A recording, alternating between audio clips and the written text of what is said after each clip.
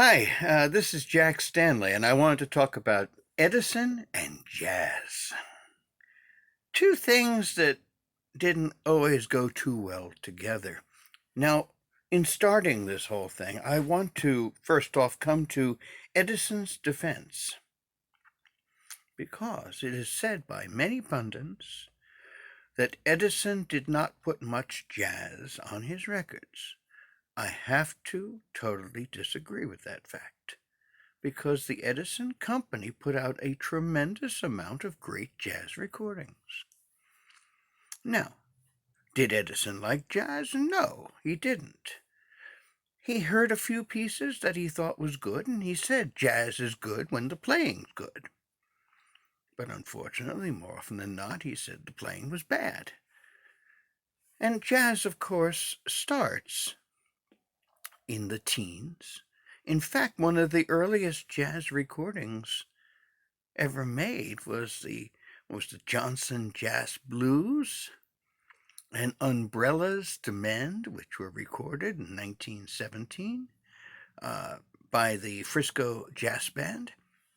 And they are among some of the earliest recordings made of jazz, recorded by Edison. Now, they were released after Victor's original Dixieland Jazz Band was put out, but still, they were quite early and quite early recorded. And Edison had a preconceived notion of jazz to a degree. He didn't like lots of it. He said it was for degenerates and nuts, and it sounded like dying animals in the backyard. He also thought it was loud and brash and wheezy at times. But at times he found things really good. And he would say, "Great snap, good bass." And he would get really excited about it and say, make it a rush. Let's put this out. But there are other times he would listen to some jazz pieces and he'd say, rotten stuff. To be compelled to put this stuff out gives me a pain in the ass. And other times he listened to some stuff and said, this is pretty good. Perhaps one of the most remarkable things I ever read written by Edison when he was listening to some jazz music. And you have to understand that Edison would be home in his thought bench, as we kind of call it, the second floor of Glenmont, and his phonograph would be rolled into that room, and he'd be in his bathrobe and his slippers, and he would listen.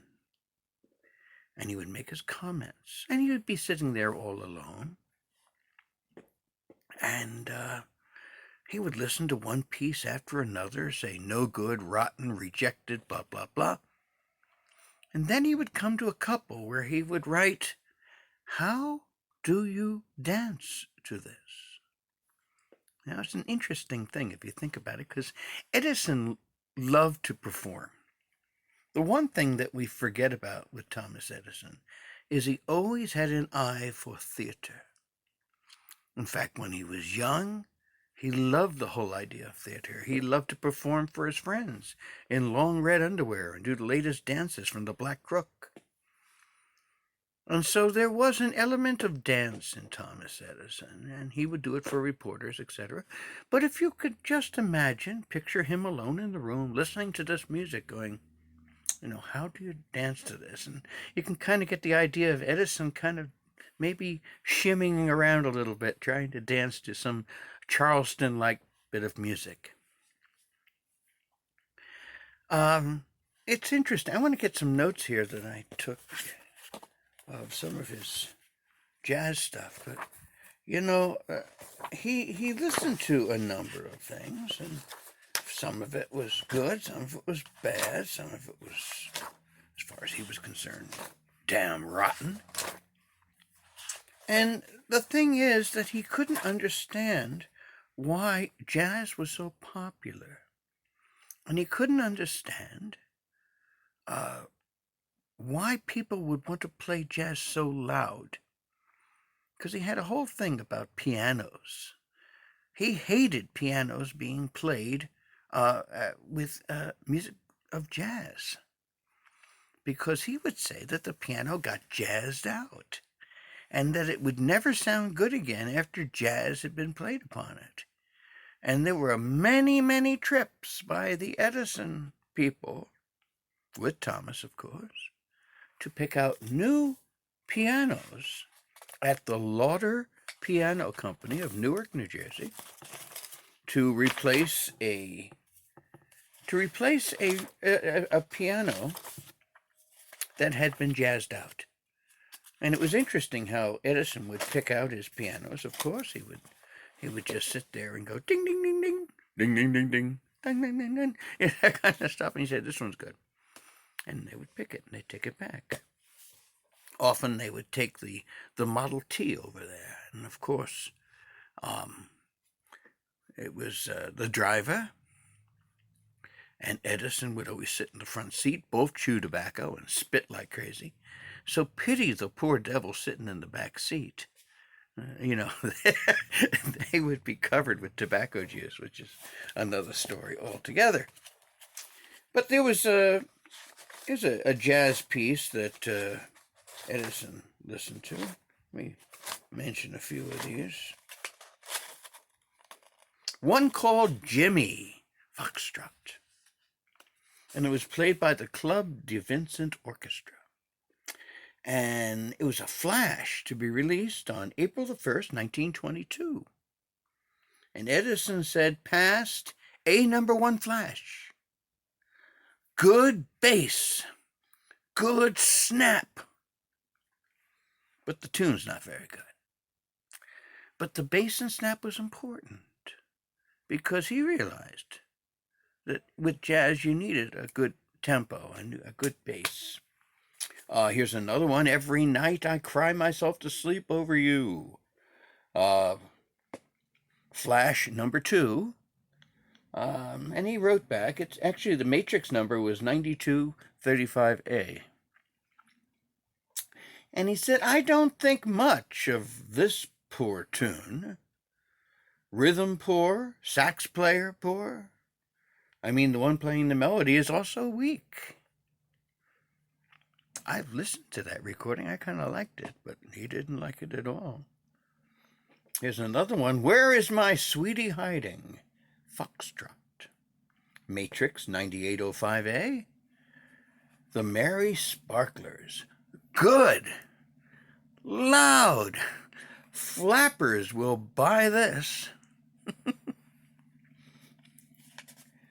And Toodles 9867 by the Charleston 7. No tune. Miserable cornet gives performance E. Well, I think it eventually was released. Blue in the Blues 7099C, third take. Lopez and the Hamilton Kings of Harmony. Poorest jazz I have yet heard. Only good to people who are ugly without a sense of music.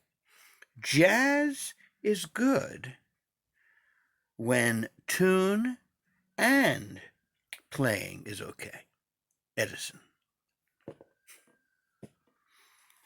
There was other ones he listened to. He complained about bass sometimes, saying it was just too much bass. And he said that he put the record on the phono, and the bass was so great that the phono danced around the room by itself. He was in a lighthearted mood, obviously, that time.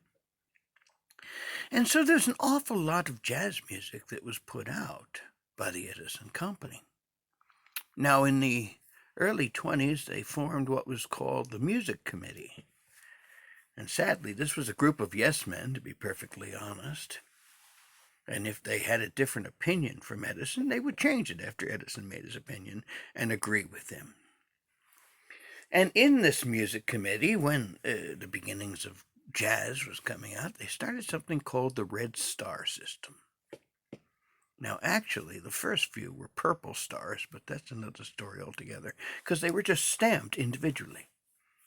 And I believe the first one was the Chic on the cheek of every... Massive, massive hit.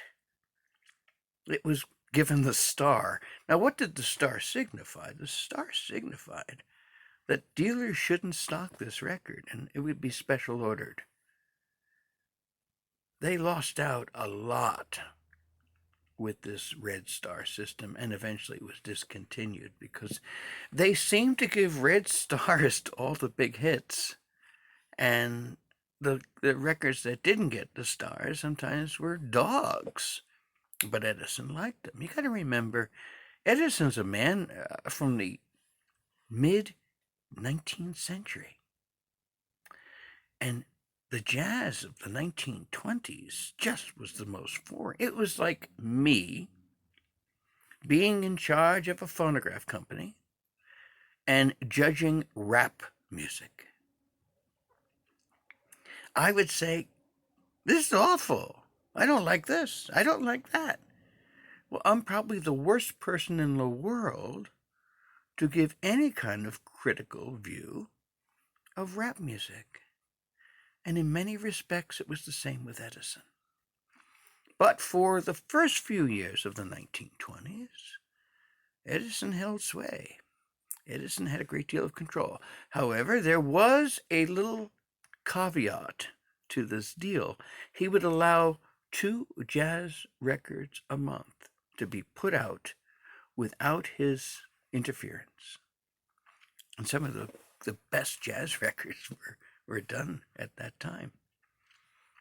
Now, there's another interesting thing that happened with jazz and the Edison Company, and it's at the time when Edison was kind of waning in his interest in judging records, which really starts around 1924.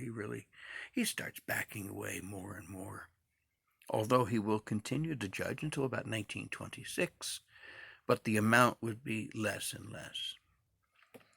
Charles Edison, and it's no secret that Charles Edison loved to go to Greenwich Village and go to speakeasies and get hammered. And he loved to go to jazz clubs, loved to have parties and stuff like that. And so often he would talk to the various bands in Greenwich Village and say, you should come by and make a record. And it's an interesting thing that Charles, by his habit of wanting to go out and have drinks and go to the speakeasies, brought a number of bands to the Edison Company in New York, and they made recordings. And you get an audio history of the sounds of Greenwich Village in the mid-1920s. It's really an interesting thing when you think about it. And he enticed a whole bunch of various groups to make records. And, Thomas would just allow it because, Thomas could control Charles to a degree. But if Mina was getting involved, Thomas stayed somewhat quiet. In fact, it's an interesting thing. I remember going through some of the songs, and he said, rotten, but hold it, wife likes it.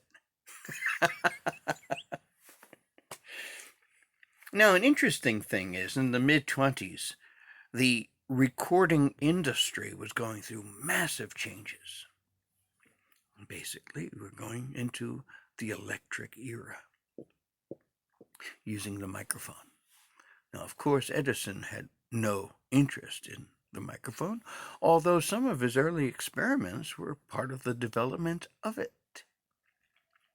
In fact, the whole electrical industry, there are touches of Edison being involved. Think about the Edison effect bulb. Work on the etheric force system, which he sold the patents to Marconi, which helped him along with wireless. So many of the features of radio had actually been in a very, very rudimentary form, been worked on by Edison and his staff. But Edison hated radio. And he had a kindred spirit. His competitor, Eldridge R. Johnson, at the Victor Company, he hated radio.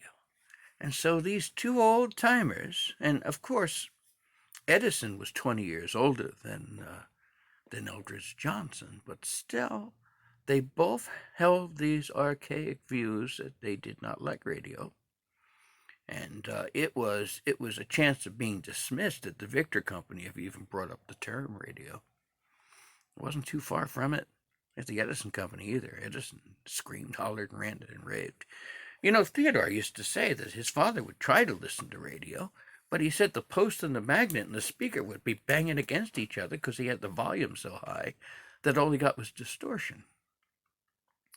And so he actually had headsets and tried listening to radios, and that didn't help much either. And Theodore did a lot of experimentation in electrical recording. He purchased some stuff from RCA, actually. And they actually set up a speaker system at the site, and they would play music, through like a klaxon horn thing. And Edison didn't look too highly upon that. But a lot of experimentation took place in Walter Miller's basement. There was a lot of stuff going on out of the watchful eye of Thomas Edison. And so when Victor finally came out with electric records, with the Western Electric system and stuff like that, Edison said, let him have it. I don't care. We don't need it. Our records are better. And they were remarkable recordings, but they weren't electrically recorded. Interesting thing, Walter Miller, probably in a sense to please Edison, listened to an orthophonic. They bought an orthophonic machine and played orthophonic records on it. And Edison and Walter Miller would comment on what they heard. And Walter Miller used a term. He said, it sounds like music coming out of a rain barrel. Not exactly sure what that kind of means, but he said it probably to make Edison happy, perhaps, but they had to be sitting there and having their hearts sink that this was the wave of the future, electrical recording and radio and all this. And Edison wanted nothing to do with radio, wanted nothing to do with electrical recording. And Theodore is the one that pushed it and pushed it. And finally, they bought a bunch more of equipment from RCA, interestingly enough, to make some of their first electrical recordings. That came out in 1927, far too late. The damage had already been done. They hadn't seen black ink in a while. Of course, then they needed to get into radio, so they bought the Splitdorf Radio Company from Newark, New Jersey, which was $3 million in debt and a wreck. And they kind of absorbed Splitdorf. It's also interesting, when RCA was being founded, which was a grouping of radio companies, the Edison Company was contacted, and they had no interest whatsoever. But they got Splitdorf, and they started, doing a lot of electronics, a lot of radio, a lot of electric phonographs. And Theodore designed a flip cartridge for the machines that would play Lateral and Hill and Dale. It was pretty heavy. It enacted a lot of wear, especially upon the diamond discs, because the diamond discs weren't designed to pull a reproducer across. It was supposed to have a floating reproducer, but if you're going to play lateral 78s, you can't do that with the same machine. So did it. Sounded really good, but it did inflict some serious wear. They also got into spark plugs and all kinds of stuff like that. But no matter what they did, it wasn't going to go much of anywhere.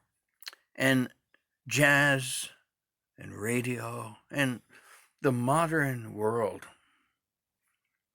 just didn't look at Edison and see something that excited them. And so they lost millions of dollars in their money in those days on the recording industry. It's interesting to note, even with all the, if you look at the last year of Edison's releases, I mean, there's so much great jazz, there's so much wonderful stuff being put on there, but no one was buying it much.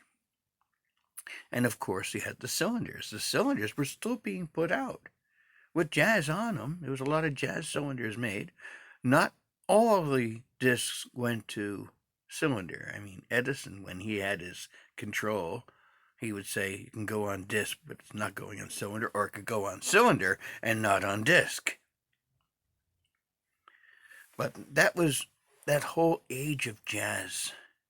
It was an age that was totally different for Edison.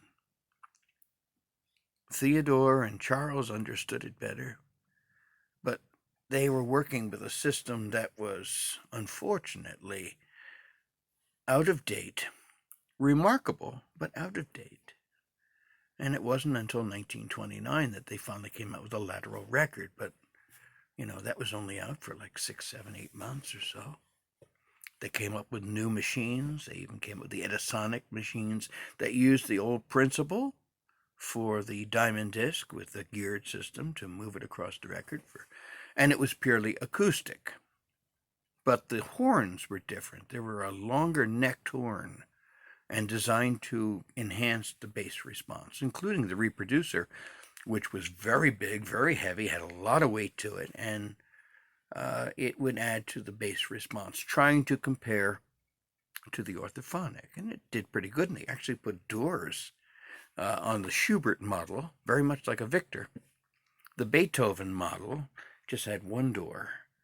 And of the two models, I think the Schubert probably was the better designed machine, easier to access, easier to use, but didn't have any record storage to speak of. You could put 20 records in it.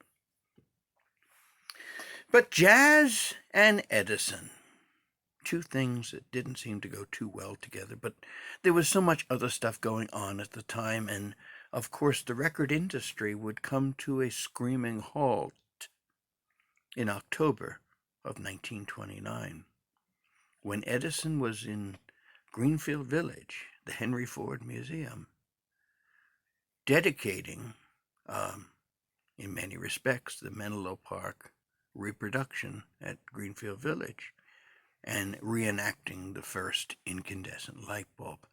While he was there, the phonograph and record industry was ended. Edison didn't seem to care. I think he had his time. He was very much involved in goldenrod rubber, and he wasn't a well man. He had put himself on his own special diet of milk. In fact, he was on a diet, and I was talking to several doctors about this. And there was a diet in the 1920s and 30s called the sippy diet, which was taking milk and alkali. It was for people who had stomach trouble, and Edison always had stomach trouble. And he took antacids, took milk, a little orange juice now and then. But you have to remember, Edison was a diabetic. He had always suffered from sugar. And in the early 20s, he's one of the first people to be put on insulin. And what he was doing, he was taking milk and orange juice and antacids, and it was just too much for his system. He started showing signs of malnutrition and kind of like losing it. It's very unfortunate. The end of Edison, his stubbornness, kind of finished him off in many degrees. So, that's a little bit of a talk on Edison jazz, and a lot more, obviously, because I'm rambling on, and it's interesting to share some of this.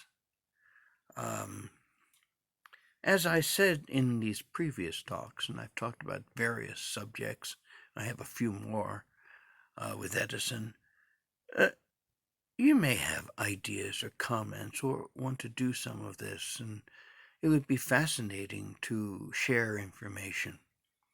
and share it for future generations. Some of the stuff which you don't usually hear about too much, and a lot of people have never had the opportunity to look at some of Edison's papers and documents, and there's so much information.